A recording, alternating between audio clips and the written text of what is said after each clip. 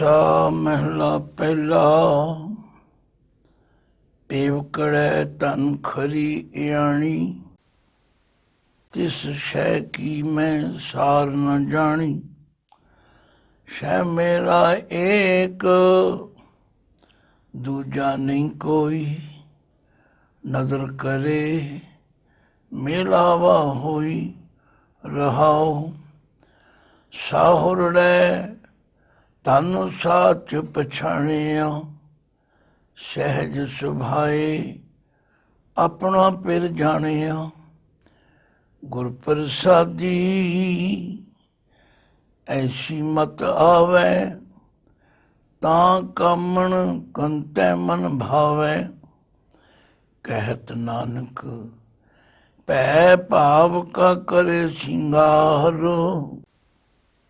सद ही सेजै रवै पतार। वाहिगुरु जी का खालसा, वाहिगुरु जी की फतेह। गुरु सवारी साध संगत जीओ, गुरु महाराज ने साडे वर्गे अनजान जीवां नूं समझाउण लई आम जीवन विचों पेके ਅਤੇ ਸਹੁਰੇ ਘਰ ਦੀ ਮਿਸਾਲ ਦੇ ਕੇ ਸਾਨੂੰ ਇਸ ਮਨੁੱਖਾ ਜੀਵਨ ਦੇ ਅੰਦਰ ਪਰਮਾਤਮਾ ਪਤੀ ਦੇ ਮਿਲਾਪ ਲਈ ਪ੍ਰੇਰਿਤ ਕੀਤਾ। ਔਰ ਕਮਾਲ ਦੀ ਗੱਲ ਇਹ ਹੈ ਕਿ ਮਿਸਾਲ ਉਹ ਦਿੱਤੀ ਹੈ ਜਿਹੜੀ ਮਿਸਾਲ ਹਰ ਪ੍ਰਾਣੀ ਨੂੰ ਸੌਖੀ ਤਰ੍ਹਾਂ ਸਮਝ ਵਿੱਚ ਆ ਸਕੇ। ਕਿਉਂਕਿ ਅਸੀਂ ਦੁਨਿਆਵੀ ਜੀਵ ਪੇਕੇ ਅਤੇ ਸਹੁਰੇ ਘਰ ਦੀ ਗੱਲ ਰੋਜ਼ ਸੁਣਦੇ ਹਾਂ। ਜਦੋਂ ਤੀਕਰ ਕੋਈ ਬੱਚੀ ਆਪਣੇ ਮਾਤਾ ਪਿਤਾ ਦੇ ਘਰ ਹੈ, ਇਹਨੂੰ ਪੇਕਾ ਕਰਕੇ ਆ ਜਾਂਦਾ। ਜਦੋਂ ਉਸ ਦੀ ਸ਼ਾਦੀ ਹੋ ਜਾਂਦੀ ਹੈ, ਉਹ ਪਤੀ ਦੇ ਘਰ ਚਲੀ ਜਾਂਦੀ, ਉਸ ਨੂੰ ਸਹੁਰਾ ਕਰਕੇ ਆ ਜਾਂਦਾ। ਪੇਕੇ ਘਰ ਰਹਿੰਦਿਆਂ ਸਹੁਰੇ ਘਰ ਵੱਲ ਜਾਣ ਦੀ ਤਿਆਰੀ ਜਿਹੜੀਆਂ ਬੀਬੀਆਂ ਬੱਚੀਆਂ ਕਰਦੀਆਂ ਨੇ, ਉਹ ਬਹੁਤ ਸਾਰੇ ਗੁਣ ਸਿੱਖ ਲੈਂਦੀਆਂ ਨੇ। ਔਰ ਉਹਨਾਂ ਦੀਆਂ ਸਿਆਣੀਆਂ ਮਾਵਾਂ ਦਾਦੀਆਂ ਉਹਨਾਂ ਨੂੰ ਇਸ ਗੱਲ ਲਈ ਪ੍ਰੇਰਿਤ ਵੀ ਕਰਦੀਆਂ ਨੇ ਕਿ ਬੇਟਾ ਤੂੰ ਸਹੁਰੇ ਘਰ ਜਾਣਾ ਹੈ, ਤੇ ਸਹੁਰੇ ਘਰ ਜਾਣ ਵਾਸਤੇ ਤੈਨੂੰ ਕੁਝ ਇਹਨਾਂ ਗੱਲਾਂ ਦਾ ਵਿਸ਼ੇਸ਼ ਤੌਰ ਤੇ ਧਿਆਨ ਕਰਨਾ ਚਾਹੀਦਾ। ਜਿਹੜੀਆਂ ਬੱਚੀਆਂ ਆਪਣੀ ਮਾਤਾ ਆਪਣੀ ਦਾਦੀ ਆਪਣੀਆਂ ਵੱਡੀਆਂ ਦੀ ਗੱਲ ਸੁਣ ਕੇ ਮੰਨਦੀਆਂ ਨੇ, ਉਹ ਆਪਣੇ ਆਪ ਨੂੰ ਤਿਆਰ ਕਰਦੀਆਂ ਨੇ। ਤੇ ਕੁਝ ਐਸੀਆਂ ਵੀ ਨੇ ਜੋ ਬੇਪਰਵਾਹੀ ਵਰਤਦੀਆਂ ਨੇ, ਨਾ ਸੀਣਾ ਸਿੱਖਦੀਆਂ ਨੇ, ਨਾ ਪਰੋਣਾ ਸਿੱਖਦੀਆਂ ਨੇ, ਨਾ ਉਹਨਾਂ ਨੂੰ ਕੋਈ ਰਸੋਈ ਦਾ ਚੱਜ ਚਾਰ ਹੁੰਦਾ ਹੈ। ਨਤੀਜੇ ਵਜੋਂ ਉਹ ਗਾਫਲ ਰਹਿੰਦੀਆਂ ਨੇ। ਉਹ ਫਿਰ ਸਹੁਰੇ ਘਰ ਵਿੱਚ ਜਾ ਕੇ ਉਨੀ ਸਫਲਤਾ ਨਾਲ ਆਦਰ ਮਾਣ ਪ੍ਰਾਪਤ ਨਹੀਂ ਕਰਦੀਆਂ। ਤੋ ਗੁਰੂ ਮਹਾਰਾਜ ਤੋਂ ਕੁਰਬਾਨ ਜਾਈਏ। ਉਹਨਾਂ ਨੇ ਸਾਨੂੰ ਆਮ ਜੀਵਨ ਦੀ ਮਿਸਾਲ ਦੇ ਕੇ ਪਰਮਾਤਮਾ ਪਤੀ ਨਾਲ ਮਿਲਣ ਦੀ ਤਿਆਰੀ ਕਰਨ ਲਈ ਬਹੁਤ ਜਗ੍ਹਾ ਸਿੱਖਿਆ ਦਿੱਤੀ। ਜਿਵੇਂ ਮਹਾਰਾਜ ਕਹਿੰਦੇ ਨੇ, ਪਈੜੈ ਸੋ ਸੇਵ ਤੂੰ, ਸਾਹੁਰੜੈ ਸੁਖ ਵਸ। ਗੁਰ ਮਿਲ ਚੱਜ ਆਚਾਰ ਸਿੱਖ, ਤੁਧ ਕਦੇ ਨਾ ਲੱਗੈ ਦੁੱਖ। ਕਿੱਡੀ ਵੱਡੀ ਗਰੰਟੀ ਹੈ। ਪੇਕੜੇ ਘਰ ਮਾਤ ਲੋਕ ਵਿੱਚ ਰਹਿੰਦੇ ਹਾਂ। ਆਪਣੇ ਮਾਲਕ ਨੂੰ ਯਾਦ ਕਰਨਾ, ਆਪਣੇ ਮਾਲਕ ਨੂੰ ਮਿਲਣ ਦੀ ਤਿਆਰੀ ਕਰਨੀ, ਉਹਦੀ ਪ੍ਰਸੰਨਤਾ ਦੀ ਪਾਤਰ ਬਣਨ ਲਈ ਗੁਣ ਸਿੱਖਣੇ। ਤੇ ਗੁਣ ਕਿੱਥੋਂ ਸਿੱਖਣੇ ਹਨ? ਗੁਰ ਮਿਲ ਚੱਜ ਆਚਾਰ ਸਿੱਖ। ਗੁਰੂ ਦੀ ਸੰਗਤ ਵਿੱਚ ਜਾ ਕੇ ਉਹ ਚੱਜ ਉਹ ਆਚਾਰ ਇਹ ਅੱਖਰ ਆਮ ਤੌਰ ਤੇ ਇਸਤਰੀ ਸਮਾਜ ਵਿੱਚ ਵਰਤਿਆ ਜਾਂਦਾ। ਜੇ ਕਿਸੇ ਧੀ ਭੈਣ ਨੂੰ ਕੋਈ ਚੱਜ ਨਾ ਆਉਂਦਾ ਹੋਵੇ, ਕੋਈ ਆਚਾਰ ਨਾ ਆਉਂਦਾ ਹੋਵੇ, ਤੇ ਆਮ ਤੌਰ ਤੇ ਉਸ ਨੂੰ ਇਹ ਗੱਲ ਸੁਣਨੀ ਪੈਂਦੀ ਹੈ ਵੀ ਤੈਨੂੰ ਕਿਸੇ ਨੇ ਚੱਜ ਆਚਾਰ ਨਹੀਂ ਸਿਖਾਇਆ। ਤੋ ਇਨ ਬਿਨ ਉਹੀ ਭਾਸ਼ਾ ਵਰਤ ਕੇ ਗੁਰੂ ਮਹਾਰਾਜ ਕਹਿੰਦੇ ਨੇ, ਹੇ ਜੀਵ ਇਸਤਰੀ ਪਈ ਅੜੈ ਸੋ ਸੇਵ ਤੂੰ। ਇਸ ਪੇਕੇ ਘਰ ਵਿੱਚ ਰਹਿੰਦੇ ਆ, ਮਾਤ ਲੋਕ ਵਿੱਚ ਰਹਿੰਦੇ ਆ, ਆਪਣੇ ਪਤੀ ਦੇ ਘਰ ਨੂੰ ਯਾਦ ਕਰਨਾ ਕਰ, ਤੇ ਉੱਥੇ ਜਾ ਕੇ ਸਫਲਤਾ ਹਾਸਲ ਕਰਨ ਲਈ ਗੁਰਮਿਲ ਚੱਜ ਆਚਾਰ ਸਿੱਖ, ਉਹ ਗੁਣ ਸਿੱਖਣੇ ਕਰ। ਜਿਨ੍ਹਾਂ ਗੁਣਾਂ ਨੂੰ ਸਿੱਖਣ ਕਰਕੇ ਤੁਧ ਕਦੇ ਨਾ ਲੱਗੇ ਦੁੱਖ, ਤੈਨੂੰ ਕਦੇ ਵੀ ਕੋਈ ਪੀੜਾ ਨਹੀਂ ਹੋਵੇ। ਤੋ ਗੁਰੂ ਨਾਨਕ ਦੇਵ ਪਾਤਸ਼ਾਹ ਜੀ ਇਸ ਪਾਵਨ ਸ਼ਬਦ ਵਿੱਚ ਇਨ ਬਿਨ ਇਸੇ ਤਰ੍ਹਾਂ ਪੇਕੇ ਅਤੇ ਸਹੁਰੇ ਘਰ ਦੀ ਮਿਸਾਲ ਦੇ ਕੇ ਸਾਨੂੰ ਸਭ ਜੀਵਾਂ ਨੂੰ ਸਿੱਖਿਆ ਦਿੰਦੇ। ਭਾਈ ਇੱਕ ਤਾਂ ਇਹ ਦ੍ਰਿੜ ਕਰੋ ਕਿ ਸੋ ਮੇਰਾ ਏਕ ਦੂਜਾ ਨਹੀਂ ਕੋਈ। ਹੁਣ ਦੇਖੋ, ਆਮ ਤੌਰ ਤੇ ਇਹ ਅੱਖਰ ਗੁਰਬਾਣੀ ਵਿੱਚ 3 ਰੂਪਾਂ ਵਿੱਚ ਆਉਂਦਾ। ਸੱਸਾ ਹਾਏ ਨੂੰ ਔਂਕੜ ਛਾਓ, ਸੱਸਾ ਹਾਹਾ ਮੁਕਤਾ ਸ਼ੈ, ਸੱਸਾ ਹਾਏ ਨੂੰ ਸਿਆਰੀ ਸ਼ੈ। ਹੁਣ ਜਿੱਥੇ ਸੱਸਾ ਹਾਹਾ ਮੁਕਤਾ ਉਹਦਾ ਉਚਾਰਨ ਅਸੀਂ ਸ਼ੈ ਕਰਦੇ ਹਾਂ, ਔਰ ਜਿੱਥੇ ਸੱਸਾ ਹਾਏ ਨੂੰ ਸਿਆਰੀ ਹੈ ਉਸ ਨੂੰ ਵੀ ਸ਼ੈ ਬੋਲਦੇ। ਪਰ ਜਿੱਥੇ ਸੱਸਾ ਹਾਏ ਨੂੰ ਔਂਕੜ ਹੈ ਉਹਨੂੰ ਅਸੀਂ ਸੌ ਬੋਲਦੇ। ਇਹ ਠੀਕ ਹੈ ਕਿ ਅਰਥਾਂ ਵਿੱਚ ਇਹ ਤਿੰਨੇ ਅੱਖਰ ਇੱਕ ਲਈ ਵਰਤੇ ਜਾਏਗਾ, ਪਰ ਇਸ ਸ਼ੌ ਦੇ ਹਾਏ ਦੇ ਔਂਕੜ ਨੂੰ ਹੋੜਾ ਨਹੀਂ ਬਣਾਉਣਾ, ਸ਼ੌ ਸ਼ਹਿ। ਤੋ ਗੁਰੂ ਨਾਨਕ ਦੇਵ ਪਾਤਸ਼ਾਹ ਫਰਮਾਉਂਦੇ ਨੇ, ਸਭ ਤੋਂ ਪਹਿਲਾਂ ਇਹ ਦ੍ਰਿੜ ਕਰਨਾ ਬੜਾ ਜ਼ਰੂਰੀ ਹੈ ਹਰ ਜੀਵ ਇਸਤਰੀ ਲਈ, ਸੋ ਮੇਰਾ ਏਕ ਦੂਜਾ ਨਹੀਂ ਕੋਈ। ਮੇਰਾ ਪਤੀ ਇੱਕ ਪਰਮਾਤਮਾ ਹੈ, ਹੋਰ ਦੂਜਾ ਪਰਮਾਤਮਾ ਬਿਨਾਂ ਕੋਈ ਨਹੀਂ। ਇਹ ਵਿਸ਼ਵਾਸ ਆਪਣੇ ਅੰਦਰ ਦ੍ਰਿੜ ਕਰਨਾ, ਪੱਕਿਆਂ ਕਰਨਾ ਬੜਾ ਜ਼ਰੂਰੀ। ਨਦਰ ਕਰੇ ਮੇਲਾਵਾ ਹੋਈ, ਜੇ ਉਸ ਦੀ ਮਿਹਰ ਦੀ ਨਜ਼ਰ ਹੋ ਜਾਏ ਫਿਰ ਮੇਰਾ ਮੇਲ ਉਹਦੇ ਨਾਲ ਹੋ ਸਕਦਾ। ਮੇਰੇ ਆਪਣੇ ਯਤਨ ਕੁਝ ਨਹੀਂ ਕਰਨ। ਇਹ ਰਹਾਉ ਦੀ ਪੰਕਤੀ ਹੈ, ਸੋ ਮੇਰਾ ਏਕ ਦੂਜਾ ਨਹੀਂ ਕੋਈ। ਨਦਰ ਕਰੇ ਮੇਲਾਵਾ ਹੋਈ, ਜੇ ਉਹਦੀ ਬਖਸ਼ਿਸ਼ ਹੋ ਜਾਏ ਤੇ ਮੇਰਾ ਮੇਲ ਹੋ ਸਕਦਾ। ਹੁਣ ਪਾਤਸ਼ਾਹ ਪਹਿਲੇ ਪਦ ਵਿੱਚ ਕਹਿੰਦੇ ਨੇ, ਪੇਵਕੜੈ ਧਨ ਖਰੀ ਇਆਣੀ। ਹੁਣ ਇੱਥੇ ਧਨ ਸ਼ਬਦ ਜਿਹੜਾ ਹੈ, ਇਹਦੇ ਬਾਰੇ ਵਿੱਚ ਭਾਵੇਂ ਪਹਿਲਾਂ ਕਈ ਵਾਰੀ ਵਿਚਾਰ ਹੋ ਚੁੱਕੀ ਹੈ, ਪਰ ਹੁਣ ਦੱਸਣੀ ਇਸ ਲਈ ਜ਼ਰੂਰੀ ਹੈ ਕਿ ਇੱਥੇ ਤੱਦਾ ਨੰਨਾ ਧਨ ਜੋ ਹੈ ਇਹ ਇਸਤਰੀ ਦਾ ਲਖਾਇਕ ਹੈ। ਜੇ ਤੱਦਾ ਨੰਨੇ ਨੂੰ ਔਂਕੜ ਹੋਵੇ ਤੇ ਧਨ ਦੌਲਤ ਦਾ ਲਖਾਇਕ ਹੈ, ਤੇ ਜੇ ਤੱਦੇ ਨੂੰ ਟਿੱਪੀ ਵੀ ਲੱਗ ਜਾਏ, ਨੰਨੇ ਨੂੰ ਔਂਕੜ ਵੀ ਹੋਵੇ, ਉਹ ਧਨਤਾ ਯੋਗ ਦੇ ਲਖਾਇਕ। ਤੋ ਇੱਥੇ ਹੈ ਤੱਦਾ ਨੰਨਾ ਧਨ, ਇਹਦਾ ਉਚਾਰਨ ਤੇ ਧਨ ਰਹੇਗਾ, ਪਰ ਇਹਦਾ ਅਰਥ ਇਸਤਰੀ ਵਾਸਤੇ। ਪੇਵਕੜੈ ਧਨ ਖਰੀ ਇਆਣੀ, ਜਿਸ ਤਰ੍ਹਾਂ ਪੇਕੇ ਘਰ ਵਿੱਚ ਰਹਿੰਦੇ ਹਾਂ ਜੀਵ ਇਸਤਰੀ ਖਰੀ ਬਹੁਤ ਇਆਣੀ, ਇਆਣ ਪੁਣੇ ਵਿੱਚ ਹੁੰਦੀ। ਇਆਣ ਪੁਣੇ ਦਾ ਮਤਲਬ ਤੇ ਆਪਾਂ ਸਮਝਦੇ, ਜਿਹਨੂੰ ਕੋਈ ਸਮਝ ਨਾ ਹੋਵੇ, ਜਿਹਦਾ ਬੇਪਰਵਾਹੀ ਦਾ ਜੀਵਨ ਹੋਵੇ, ਜਿਹੜਾ ਬੇਧਿਆਨੀ ਨਾਲ ਜੀਵਨ ਜੀ ਰਹੀ ਹੋਵੇ, ਉਹਦੇ ਲਈ ਅਸੀਂ ਇਹ ਸ਼ਬਦ ਆਮ ਤੌਰ ਤੇ ਇਆਣੀ, ਗਾਫਲ, ਲਾਪਰਵਾਹ, ਕਈ ਤਰ੍ਹਾਂ ਦੇ ਅੱਖਰ ਵਰਤਦੇ। ਤੋ ਇਸੇ ਤਰ੍ਹਾਂ ਇਸ ਮਾਤ ਲੋਕ ਵਿੱਚ ਰਹਿੰਦੇ ਆ ਇਹ ਜੀਵ ਰੂਪ ਇਸਤਰੀ, ਮੈਂ ਅਤੇ ਤੁਸੀਂ, ਖਰੀ ਇਆਣੀ, ਇਆਣ ਪੁਣੇ ਵਿੱਚ ਆਪਣਾ ਜੀਵਨ ਬਤੀਤ ਕਰਦੇ। ਜਿਵੇਂ ਬੱਚੀਆਂ ਪੇਕੇ ਘਰ ਵਿੱਚ ਰਹਿੰਦੀਆਂ, ਗੁੱਡੀਆਂ ਪਟੋਲੇ ਖੇਡਦੀਆਂ ਹਨ, ਕਈ ਤਰ੍ਹਾਂ ਦੀਆਂ ਲਾਪਰਵਾਹੀਆਂ ਤੇ ਬੇਪਰਵਾਹੀਆਂ ਕਰਦੀਆਂ, ਤੇ ਕਈ ਵਾਰੀ ਮਾਵਾਂ ਵੀ ਕਹਿ ਦਿੰਦੀਆਂ ਕੋਈ ਗੱਲ ਨਹੀਂ ਬੱਚੀਆਂ, ਨਹੀਂ, ਇਹ ਆਰਾਮਪਨ ਉਹਨਾਂ ਦਾ ਦੂਰ ਹੋਣਾ ਜ਼ਰੂਰੀ ਹੈ।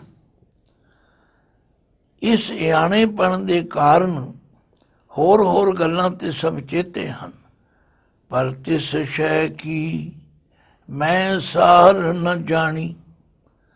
ਤਿਸ ਸ਼ੈ ਕੀ, ਹੁਣ ਜਿਹੜਾ ਸ਼ੈ ਇੱਥੇ ਸਸਾ, ਇਹਦੇ ਨਾਲ ਕਿਉਂਕਿ ਕੀ ਆ ਗਿਆ ਤੇ ਕੀ ਸੰਬੰਧ ਕੀ ਹੋਣ ਕਰਕੇ ਇਸ ਤੇ ਹਾਏ ਦਾ ਔਂਕੜ ਹਟ ਗਿਆ।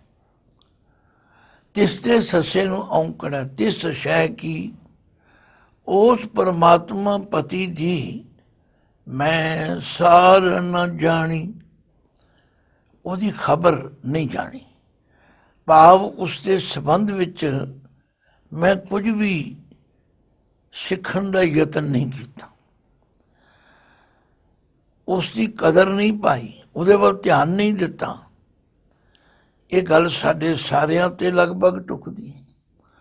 ਬਹੁ ਗਿਣਤੀ ਸਾਡੇ ਵਿੱਚੋਂ ਜੀਵ ਇਸਤਰੀਆਂ ਜੋ ਹਨ, ਉਹਨਾਂ ਨੂੰ ਹੋਰ ਸਭ ਕੁਝ ਯਾਦ ਹੈ, ਖਾਣਾ ਪੀਣਾ ਹੱਸਣਾ ਸੋਣਾ, ਪਰ ਉਸ ਮਾਲਕ ਪਤੀ ਦੀ ਯਾਦ ਨਹੀਂ ਹੈ। ਸਵੇਰ ਤੋਂ ਸ਼ਾਮ ਤੀਕ ਅਨੇਕਾਂ ਧੰਦਿਆਂ ਵਿੱਚ, ਅਨੇਕਾਂ ਕੰਮਾਂ ਵਿੱਚ ਅਸੀਂ ਖੁੱਬੇ ਰਹਿੰਦੇ ਹਾਂ, ਪਰ ਪਰਮਾਤਮਾ ਵਾਲੇ ਪਾਸੇ ਸਾਡਾ ਕੋਈ ਧਿਆਨ ਨਹੀਂ। ਬੇਵਕੜੈ ਤਨ ਖਰੀ ਇਆਣੀ, ਤਿਸ ਸ਼ੈ ਕੀ ਮੈਂ ਸਾਰ ਨ ਜਾਣੀ। ਸ਼ੈ ਮੇਰਾ ਏਕ ਦੂਜਾ ਨਹੀਂ ਕੋਈ, ਨਦਰ ਕਰੇ ਮੇਲਾਵਾ ਹੋਈ ਰਾਉ। ਸਾਹੁਰੜੈ ਤਨ ਸਾਚ ਪਛਾਣਿਆ। ਆਖਿਆ ਜਿਨ੍ਹਾਂ ਨੇ ਪੇਕੇ ਘਰ ਵਿੱਚ ਰਹਿੰਦੇ ਆ, ਸਹੁਰੇ ਘਰ ਦੀ ਉਹ ਗੱਲ ਸਮਝਣ ਦਾ ਯਤਨ ਕੀਤਾ, ਭਾਵ ਸਹੁਰੇ ਘਰ ਵਿੱਚ ਜਗਤ ਦੇ ਮੋਹ ਵਿੱਚੋਂ ਨਿਕਲ ਕੇ ਪ੍ਰਵੇਸ਼ ਕੀਤਾ। ਸੰਸਾਰ ਹੈ ਪੇਕਾ ਘਰ, ਪਰਲੋਕ ਹੈ ਸਹੁਰਾ ਘਰ। ਜਿਨ੍ਹਾਂ ਨੇ ਪੇਕੇ ਘਰ ਵਿੱਚ ਰਹਿੰਦਿਆਂ ਸਹੁਰੇ ਘਰ ਦੀ ਗੱਲ ਨੂੰ ਜਾਣਿਆ ਹੈ, ਤਥਾ ਜਿਸ ਇਸਤਰੀ ਨੇ ਉਸ ਸੱਚੇ ਪਰਮਾਤਮਾ ਬਾਰੇ ਜਾਣ ਲਿਆ, ਬਈ ਉਸ ਨੂੰ ਕਿਵੇਂ ਪ੍ਰਸੰਨ ਕਰਨਾ, ਉਹਨੂੰ ਕਿਵੇਂ ਮਿਲਣਾ, ਉਹਨੂੰ ਕਿਹੜੀ ਗੱਲ ਚੰਗੀ ਲੱਗਦੀ ਹੈ, ਉਹਨੂੰ ਕਿਹੜੀ ਗੱਲ ਮਾੜੀ ਲੱਗਦੀ ਹੈ। ਸਾਹੁਰੜੈ ਤਨ ਤਾਚ ਪਛਾਣਿਆ, ਸਹਿਜ ਸੁਭਾਏ ਆਪਣਾ ਪਿਰ ਜਾਣਿਆ। ਉਹਨੇ ਸਹਿਜ ਸੁਭਾਏ, ਭਾਵ ਉਸ ਨੂੰ ਇਸ ਗੱਲ ਲਈ ਬਹੁਤਾ ਤਰੱਦਦ ਕਰਨ ਦੀ ਲੋੜ ਨਹੀਂ ਪਈ। ਉਹਨੂੰ ਇਹ ਧਿਆਨ ਲਿਆਂਦਾ ਗਿਆ ਕਿ ਆਪਣਾ ਪਿਰ ਜਾਣਿਆ, ਬਈ ਮੈਂ ਜ਼ਰੂਰ ਆਪਣੇ ਪਤੀ ਦੇ ਘਰ ਜਾਣਾ ਹੈ, ਔਰ ਪਤੀ ਦੇ ਘਰ ਜਾਣ ਵਾਸਤੇ ਅਸੀਂ ਤੇ ਸੁਣਦੇ ਹਾਂ ਵੀ ਪਹਿਲਾਂ ਬੱਚੀਆਂ ਨੂੰ ਇਤਨੀ ਟ੍ਰੇਨਿੰਗ ਦਿੱਤੀ ਜਾਂਦੀ ਸੀ ਕਿ ਉਹ ਆਪਣੇ ਦਾਜ ਦੀਆਂ ਚੀਜ਼ਾਂ ਆਪਣੇ ਹੱਥੀਂ ਬਣਾਉਂਦੀਆਂ ਸਨ। ਇਹਦੇ ਪਿੱਛੇ ਵੀ ਬੜਾ ਰਾਜ ਸੀ ਕਿ ਉਹਨਾਂ ਨੂੰ ਹਰ ਵੇਲੇ ਆਪਣੇ ਸਹੁਰੇ ਘਰ ਦੀ ਯਾਦ ਰਹੇ, ਉਹ ਤਿਆਰੀ ਕਰਨ, ਉਹਨਾਂ ਨੂੰ ਉਹ ਸਾਰੇ ਚੱਜ ਆਚਾਰ ਸਿਖਾਏ ਜਾਂਦੇ ਸਨ। ਤੋ ਜਿਨ੍ਹਾਂ ਨੇ ਪੇਕੇ ਘਰ ਵਿੱਚ ਰਹਿੰਦਿਆਂ ਸਹੁਰੇ ਘਰ ਦੀ ਗੱਲ ਨੂੰ ਸਮਝ ਲਿਆ, ਸਾਹੁਰੜੈ ਤਨ ਤਾਚ ਪਛਾਣਿਆ, ਉਸ ਸੱਚੇ ਪਰਮਾਤਮਾ ਨੂੰ ਜਿਨ੍ਹਾਂ ਨੇ ਪਛਾਣ ਲਿਆ, ਜਿਨ੍ਹਾਂ ਨੇ ਜਾਣ ਲਿਆ, ਜਿਨ੍ਹਾਂ ਨੂੰ ਉਹਦੇ ਸੁਭਾਅ ਬਾਰੇ, ਉਹਦੇ ਗੁਣਾਂ ਬਾਰੇ ਪਤਾ ਲੱਗਿਆ, ਕਹਿੰਦੇ ਸਹਿਜ ਸੁਭਾਏ ਆਪਣਾ ਪਿਰ ਜਾਣਿਆ। ਉਹਨਾਂ ਨੂੰ ਆਪਣੇ ਪਿਰ ਦੀ ਸੋਝੀ, ਸਹਿਜ ਸੁਭਾਅ ਦਾ ਮਤਲਬ ਸੁਤੇ ਸਿੱਧ ਪ੍ਰਾਪਤ ਹੋ ਜਾਂਦੀ ਹੈ, ਔਰ ਉਹ ਪਹਿਲਾਂ ਤੋਂ ਹੀ ਇਸ ਤਰ੍ਹਾਂ ਦੀ ਤਿਆਰੀ, ਇਸ ਤਰ੍ਹਾਂ ਦੇ ਗੁਣ, ਇਸ ਤਰ੍ਹਾਂ ਦੇ ਚੱਜ ਆਚਾਰ ਸਿੱਖਦੇ। ਉਹ ਕੌਣ ਸਿਖਾਉਂਦਾ? ਗੁਰ ਪ੍ਰਸਾਦੀ ਐਸੀ ਮਤ ਆਵੇ, ਜਿਨ੍ਹਾਂ ਤੇ ਗੁਰੂ ਦੀ ਕਿਰਪਾ ਹੋ ਜਾਂਦੀ। ਜਿਸ ਤਰ੍ਹਾਂ ਪੇਕੇ ਘਰ ਵਿੱਚ ਰਹਿੰਦਿਆਂ ਧੀਆਂ ਨੂੰ ਸਿਆਣੀਆਂ ਮਾਵਾਂ ਦਾਦੀਆਂ ਸਿਖਾਉਂਦੀਆਂ, ਇਸੇ ਤਰ੍ਹਾਂ ਇਸ ਮਾਤ ਲੋਕ ਵਿੱਚ ਰਹਿੰਦਿਆਂ ਗੁਰੂ ਦੀ ਕਿਰਪਾ ਦੁਆਰਾ ਗੁਰੂ ਦੇ ਦੱਸੇ ਰਾਹ ਤੇ ਚੱਲ ਕੇ ਜਿਹੜੀਆਂ ਜੀਵ ਇਸਤਰੀਆਂ ਉਹਨਾਂ ਗੁਣਾਂ ਨੂੰ ਧਾਰਨ ਕਰਦੀਆਂ ਹਨ, ਗੁਰ ਪ੍ਰਸਾਦੀ ਐਸੀ ਮਤ ਆਵੇ, ਜਿਨ੍ਹਾਂ ਨੂੰ ਇਹੋ ਜਿਹੀ ਮਤ ਬੁੱਧ ਸਮਝ ਸਿੱਖਿਆ ਅਕਲ ਆ ਜਾਂਦੀ, ਤਾਂ ਕਾਮਣ ਕੰਤੈ ਮਨ ਭਾਵੇ, ਤਦੋਂ ਉਹ ਕਾਮਣ ਇਸਤਰੀ ਕੰਤੈ ਮਨ ਭਾਵੇ। ਕੰਤੈ ਦੇ ਤੱਤੇ ਨੂੰ ਦੋ ਲਾਵਾਂ ਨੇ, ਮਨ ਦੇ ਨੰਨੇ ਨੂੰ ਸਿਆਰੀ ਹੈ, ਉਹ ਕੰਤ ਦੇ ਮਨ ਵਿੱਚ ਪਾ ਜਾਂਦੀ ਹੈ। ਭਾਵ ਉਹਨਾਂ ਕੋਲ ਉਹ ਸਾਰੇ ਗੁਣ ਆ ਜਾਂਦੇ ਹਨ। ਜਿਵੇਂ ਫਰੀਦ ਜੀ ਦੇ ਜੀਵਨ ਵਿੱਚ ਪੜ੍ਹਦੇ ਹਾਂ ਕਿ ਉਹਨਾਂ ਨੂੰ ਕਿਸੇ ਇਸਤਰੀ ਨੇ ਪੁੱਛਿਆ, ਭਗਤ ਜੀ ਤੁਸੀਂ ਤੇ ਆਪਣਾ ਪਤੀ ਪਰਮੇਸ਼ਵਰ ਪ੍ਰਸੰਨ ਕਰ ਲਿਆ, ਮੈਨੂੰ ਵੀ ਜਾਚ ਦੱਸੋ, ਮੈਨੂੰ ਵੀ ਤਰੀਕਾ ਦੱਸੋ। ਅਕਸਰ ਤੁਸੀਂ ਫਰੀਦ ਜੀ ਦੇ ਸਲੋਕਾਂ ਵਿੱਚ ਇਹ ਸਲੋਕ ਪੜ੍ਹੇ ਜਾਂ ਸੁਣੇ ਹੋਣਗੇ। ਕਮਣ ਸੋ ਅੱਖਰ ਕਮਣ ਗੁਣ ਕਮਣ ਤੁਮਣੀਆਂ ਮੰਤ ਕਮਣ ਸੋਵੇ ਸੋ ਹੋਂ ਕਰੀ ਜਿਤ ਵਸ ਆਵੇ ਕੰਤ। ਬੜਾ ਸਪਸ਼ਟ ਸਵਾਲ ਹੈ। ਆਮ ਤੌਰ ਤੇ ਅਸੀਂ ਆਨੰਦ ਕਾਰਜਾਂ ਦੇ ਸਮੇਂ ਬੱਚੀਆਂ ਨੂੰ ਇਹ ਸਿੱਖਿਆ ਦਿੰਦਿਆਂ ਸੁਣਿਆ। ਹੁਣ ਆਪ ਵੀ ਕਈ ਵਾਰੀ ਆਨੰਦ ਕਾਰਜ ਦੀ ਸੇਵਾ ਨਿਭਾਉਂਦਿਆਂ ਇਹ ਸ਼ਬਦ ਕਹੀਦੇ ਹਨ, ਬੇਟਾ ਜੇ ਤੂੰ ਆਪਣੇ ਸਹੁਰੇ ਘਰ ਜਾ ਕੇ ਸੁਖੀ ਰਹਿਣਾ ਹੋਵੇ ਤਾਂ ਆਹ ਗੱਲ ਚੇਤੇ ਰੱਖੀ, ਕਮਣ ਸੋ ਅੱਖਰ ਕਮਣ ਗੁਣ ਕਮਣ ਤੁਮਣੀਆਂ ਮੰਤ ਕਮਣ ਸੋਵੇ ਸੋ ਹੋਂ ਕਰੀ ਜਿਤ ਵਸ ਆਵੇ ਕੰਤ। ਤੇ ਅਗਲੇ ਸ਼ਲੋਕ ਵਿੱਚ ਭਗਤ ਜੀ ਨੇ ਜਵਾਬ ਦਿੱਤਾ, ਨਿਵਣ ਸੋ ਅੱਖਰ ਖਮਣ ਗੁਣ ਜੇਬਾ ਮਣੀਆਂ ਮੰਤ ਇਹ ਤ੍ਰੈ ਪਹਿਣੇ ਵੇਸ ਕਰ ਤਾਂ ਵਸ ਆਵੀ ਕੰਤ। ਗੱਲ ਕੀ ਸਾਰੀ ਗੁਰਬਾਣੀ ਸਾਨੂੰ ਇਹੀ ਮੱਤ ਦੇ ਰਹੀ ਹੈ। ਇਹ ਵੱਖਰੀ ਗੱਲ ਹੈ ਕਿ ਅਸੀਂ ਸੁਣਦੇ ਹਾਂ ਜਾਂ ਨਹੀਂ ਸੁਣਦੇ, ਸੁਣ ਕੇ ਮੰਨਦੇ ਹਾਂ ਜਾਂ ਨਹੀਂ ਮੰਨਦੇ। ਪਰ ਗੁਰੂ ਨਾਨਕ ਪਾਤਸ਼ਾਹ ਕਹਿੰਦੇ ਨੇ ਜਿਹੜੇ ਸੁਣ ਕੇ ਮੰਨ ਲੈਂਦੇ ਨੇ, ਗੁਰ ਪ੍ਰਸਾਦੀ ਐਸੀ ਮਤ ਆਵੇ, ਉਹਨਾਂ ਤੇ ਗੁਰੂ ਦੀ ਕਿਰਪਾ ਹੋ ਜਾਂਦੀ। ਜਿਨ੍ਹਾਂ ਤੇ ਗੁਰੂ ਦੀ ਕਿਰਪਾ ਹੋ ਜਾਂਦੀ ਹੈ ਉਹਨਾਂ ਨੂੰ ਫਿਰ ਐਸੀ ਮਤ ਆਵੇ, ਇਹੋ ਜਿਹੀ ਅਕਲ, ਇਹੋ ਜਿਹੀ ਸਮਝ, ਇਹੋ ਜਿਹੀ ਸੋਝੀ ਆ ਜਾਂਦੀ। ਤੇ ਜਿਨ੍ਹਾਂ ਨੂੰ ਸੋਝੀ ਆ ਜਾਂਦੀ ਹੈ ਉਹ ਫਿਰ ਤਿਆਰੀ ਕਰਦੇ, ਉਹ ਉਹਨਾਂ ਗੁਣਾਂ ਨੂੰ ਆਪਣੇ ਜੀਵਨ ਵਿੱਚ ਪੈਦਾ ਕਰਦੇ। ਜਿਵੇਂ ਗੁਰਬਾਣੀ 'ਚ ਲਿਖਿਆ, ਭੈ ਕੀਆਂ ਦੇ ਸਲਾਈਆਂ ਨੈਣੀ ਭਾਵ ਕਾ ਕਰ ਸਿੰਗਾਰੋ ਤਾਂ ਸੁਹਾਗਣ ਜਾਣੀਏ ਲਾਗੀ ਜਾਂ ਸ਼ਹਿ ਧਰੇ ਪਿਆਰੋ। ਯਾਨੀ ਬਾਲੀ ਕਿਆ ਕਰੇ ਜਾਂ ਧਨ ਕੰਤ ਨ ਭਾਵੇ ਕਰਨ ਭਲਾ ਕਰੇ ਬਹੁ ਤੇਰੇ ਸਾਧਨ ਮੈਲ ਨ ਪਾਵੇ। ਆਖਿਆ ਜਿਨ੍ਹਾਂ ਤੇ ਗੁਰੂ ਦੀ ਕਿਰਪਾ ਹੋ ਜਾਂਦੀ। ਬਾਣੀ ਵਿੱਚ ਪਾਤਸ਼ਾਹ ਲਿਖਦੇ ਨੇ, ਸੰਤਾਂ ਕੀ ਹੋਏ ਦਾਸੁਰੀ ਇਹ ਅਚਾਰਾ ਸਿਕਰੀ ਸਗਲ ਗੁਣਾ ਗੁਣ ਊਤਮੋ ਪਰਤਾ ਦੂਰ ਨ ਪਿਖਰੀ। ਇਹ ਮਨ ਸੁੰਦਰ ਆਪਣਾ ਹਰ ਨਾਮ ਮਜੀਠੈ ਰੰਗਰੀ ਤਿਆਗ ਸਿਆਣਪ ਚਾਤੁਰੀ ਤੂੰ ਜਾਣ ਗੋਪਾਲੈ ਸੰਗਰੀ। ਭਰਤਾ ਕਹਿ ਸੋ ਮਾਨੀਐ ਇਹ ਸਿੰਗਾਰ ਬਣਾਏਰੀ ਗੁਰ ਕਾ ਸ਼ਬਦ ਕਰ ਦੀਪ ਕੋ ਇਹ ਸਤ ਕੀ ਸੇਜ ਵਚਾਏਰੀ। ਬਾਣੀ ਵਿੱਚ ਇਹੋ ਜਿਹੀਆਂ ਸਿੱਖਿਆਵਾਂ ਨਾਲ ਭਰਪੂਰ ਹੈ। ਆਖਿਆ ਸੀਲ ਸੰਜਮ ਪ੍ਰਿਆਗਿਆ ਮਾਨੈ ਤਿਸ ਨਾਰੀ ਕੋ ਦੁੱਖ ਨ ਜਮਾਨੈ। ਜਿਹੜੀ ਇਸਤਰੀ ਦੇ ਸੁਭਾਅ ਵਿੱਚ ਸੀਲਤਾ ਹੈ, ਜਿਹਦੇ ਹੱਥ ਵਿੱਚ ਸੰਜਮ ਹੈ, ਜਿਹੜੀ ਆਪਣੇ ਪਤੀ ਤੇ ਬਜ਼ੁਰਗਾਂ ਦੀ ਆਗਿਆ ਦਾ ਪਾਲਨ ਕਰਦੀ ਹੈ, ਗੁਰੂ ਗ੍ਰੰਥ ਸਾਹਿਬ ਗਰੰਟੀ ਦਿੰਦੇ ਨੇ ਉਸ ਨੂੰ ਕਦੇ ਵੀ ਜਮਾਂ ਦਾ ਦੁੱਖ ਨਹੀਂ ਲੱਗਦਾ।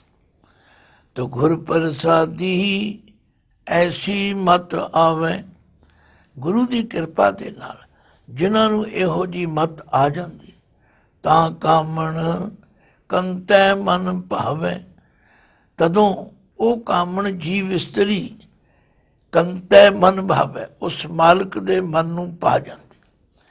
ਤੇ ਅਖੀਰਲੇ ਪਦ ਵਿੱਚ ਕਹਿਤ ਨਾਨਕ ਭੈ ਭਾਵ ਕਾ ਕਰੇ ਸ਼ਿੰਗਾਰ। ਨਾਨਕ ਜੀ ਫਰਮਾਉਂਦੇ ਨੇ ਜਿਹੜੀ ਇਸਤਰੀ ਭੈ ਤੇ ਭਾਵ, ਇਹ ਦੋ ਚੀਜ਼ਾਂ ਹਨ। ਭੈ ਦਾ ਮਤਲਬ ਹੈ ਨਿਰਮਲ ਡਰ ਵਿੱਚ ਰਹਿਣਾ, ਭਾਵ ਦਾ ਮਤਲਬ ਹੈ ਸੱਚਾ ਪਿਆਰ ਕਰਨਾ। ਇਹ ਠੀਕ ਹੈ ਕਿ ਵਿਆਹੀਆਂ ਹੋਈਆਂ ਬੱਚੀਆਂ ਕਈ ਤਰ੍ਹਾਂ ਦੇ ਸ਼ਿੰਗਾਰ ਕਰਦੀਆਂ ਨੇ, ਮੇਕਅਪ ਕਰਦੀਆਂ ਨੇ, ਪਰ ਗੁਰਮਤਿ ਦੀ ਸਿੱਖਿਆ ਹੈ ਜੇ ਪਰਮਾਤਮਾ ਪਤੀ ਨੂੰ ਪ੍ਰਸੰਨ ਕਰਨਾ, ਜੇ ਦੁਨਿਆਵੀ ਪਤੀ ਨੂੰ ਪ੍ਰਸੰਨ ਕਰਨਾ, ਤਾਂ ਕੀ ਕੀਤਾ ਜਾਏ। ਕਹਿਤ ਨਾਨਕ ਭੈ ਭਾਵ ਕਾ ਕਰੇ ਸ਼ਿੰਗਾਰ, ਸਦ ਹੀ ਸੇਜੈ ਰਵੈ ਪਤਾਰ। ਸਦ ਹੀ ਹਮੇਸ਼ਾ ਹੀ ਉਹ ਆਪਣੇ ਹਿਰਦੇ ਰੂਪੀ ਸੇਜ ਤੇ ਉਸ ਪਰਮਾਤਮਾ ਪਤੀ ਨੂੰ ਵਸਿਆ ਜਾਣਦੀ ਹੈ, ਤੇ ਉਹਦਾ ਕਦੇ ਵੀ ਵਿਛੋੜਾ ਨਹੀਂ ਹੁੰਦਾ। ਦੇਖੋ ਸ਼ਬਦ ਦੀਆਂ ਪੰਗਤੀਆਂ ਬੜੇ ਧਿਆਨ ਨਾਲ ਪੜ੍ਹਨ, ਸੁਣਨ ਅਤੇ ਵਿਚਾਰਨ ਦੀ ਲੋੜ ਹੈ। ਫਿਰ ਧਿਆਨ ਨਾਲ ਸੁਣੋ। ਪੇਵਕੜੈ ਧਨ ਖਰੀ ਇਆਣੀ, ਤਿਸ ਸ਼ੈ ਕੀ ਮੈਂ ਸਾਰ ਨ ਜਾਣੀ। ਸ਼ਉ ਮੇਰਾ ਏਕ ਦੂਜਾ ਨਹੀਂ ਕੋਈ, ਨਦਰ ਕਰੇ ਮੇਲਾਵਾ ਹੋਈ। ਰਹਾਉ ਸਾਹੁਰੜੈ ਤਨ ਸਾਚ ਪਛਾਣਿਆ, ਸਹਿਜ ਸੁਭਾਏ ਆਪਣਾ ਪਿਰ ਜਾਣਿਆ। ਗੁਰ ਪ੍ਰਸਾਦੀ ਐਸੀ ਮਤ ਆਵੇ, ਤਾਂ ਕਾਮਣ ਕੰਤੈ ਮਨ ਭਾਵੇ।